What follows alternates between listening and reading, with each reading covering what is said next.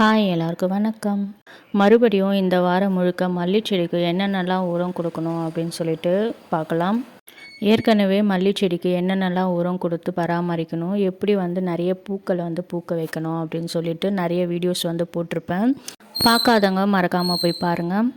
இந்த பதிவில் என்ன உரம் கொடுக்க போகிறோன்னா, போன வீடியோவில் நான் கால்சியம் டானிக் அப்படின்னு சொல்லிட்டு ஒரு உரம் செடிக்கு போட்டிருந்தேன். அதில் ஒரு சகோதரி நாங்கள் வீட்டில் முட்டை யூஸ் பண்ணுறதில்ல, அதனால் அதுக்கு ஆல்டர்னேட்டிவாக என்ன உரம் கொடுக்கலாம் அப்படின்னு சொல்லி கேட்டிருந்தீங்க. ஆனால் அந்த கால்சியம் டானிக்கை அந்த முட்டை ஓடு வச்சு தான் நம்ம பண்ண முடியும். அந்த முட்டை ஓட்டில் நிறைய கால்சியம் சத்து இருக்கிறதுனால நம்ம செடிங்களுக்கு கொடுத்துட்டு வரும்போது பூக்கள் உதிராமல் நல்லா பூக்க வைக்கும். முட்டை ஓட்டில் எவ்வளோ கால்சியம் சத்து இருக்கோ அதே அளவுக்கு நான் இப்போ சொல்ல போகிற உரத்துலேயும் கால்சியம் சத்து நிறையவே இருக்குது. அதனால் நீங்கள் முட்டை பயன்படுத்தலை அப்படின்னா இந்த உரத்தை நீங்கள் பயன்படுத்தி பாருங்கள். இப்போ வாங்க அந்த உரம் என்னன்ட்டு பார்த்துடலாம். இது என்னென்னா, நான் இப்போ எடுத்துருக்கிறது சாம்பல் தான் எடுத்திருக்கேன். இந்த சாம்பலில் நிறைய கால்சியம் சத்தும் இருக்குது. அதோடு இல்லாமல் நிறைய வேறு சத்துக்களும் இருக்குது. அது என்னன்றது பின்னாடி பார்க்கலாம். இப்போ இதை எப்படி நம்ம செடிங்களுக்கு கொடுக்கணுன்னா, ஒரு 2 லிட்டரு நீங்கள் தண்ணி எடுத்துக்கிட்டிங்கன்னா ஒரு 2 கைப்பிடி அளவுக்கு சாம்பல் நல்லா தண்ணியில் கரைச்சிக்கோங்க. இந்த சாம்பல் ரொம்ப பழையசான சாம்பலாக இருக்கணும். புது சாம்பல் நீங்கள் செடிங்களுக்கு யூஸ் பண்ணக்கூடாது.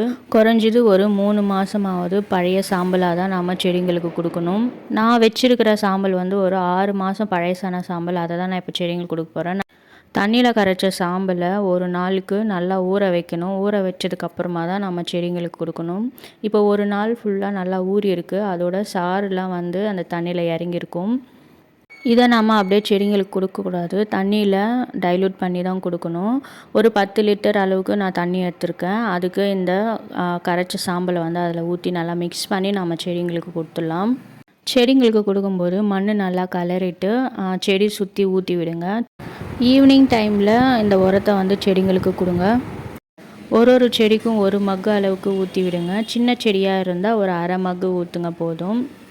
இந்த சாம்பலில் கால்சியம் சத்து தவிர மீதி என்னென்ன சத்துலாம் இருக்குன்னா, பொட்டாசியம், பாஸ்பரஸ், மெக்னீஷியம், அப்புறம் அயன், அந்த மாதிரி நிறைய சத்துக்கள் இருக்குது. செடிக்கு தேவையான முக்கியமான சத்துக்கள்லாம் இருக்குது.